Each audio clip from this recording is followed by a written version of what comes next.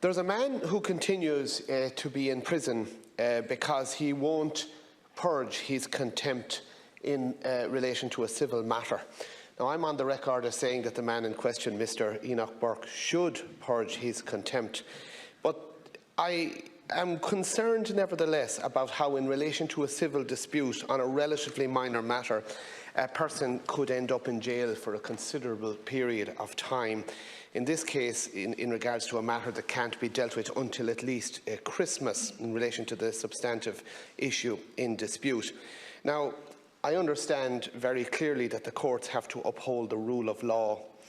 But at the same time, when you consider that there are many reasons why a person might not purge contempt, and there's a spectrum of virtue here ranging from a high conscience to sheer stubbornness, I think nonetheless the court has to be concerned about the rule of law itself being brought into dispute, where in a relatively minor matter a person could continue to languish in prison for a long period of time. And I wonder whether other solutions can be found and whether we should help by discussing what legislative measures might bring into being alternative solutions. Second issue I would like to raise briefly.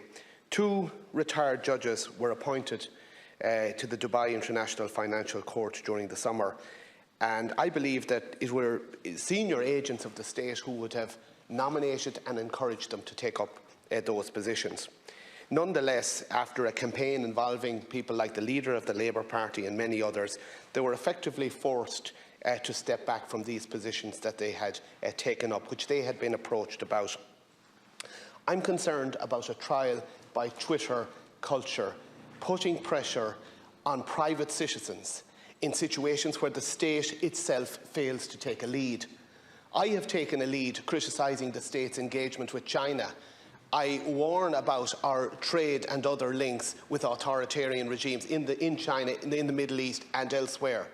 But where you have a situation where the state itself is happy to do business with all sorts of regimes and takes a very pragmatic approach to these matters, I think it is wrong that private citizens can be ganged up on and be pointed to. It's very easy to point to other people and embarrass them and say what they ought to do or they ought not to do.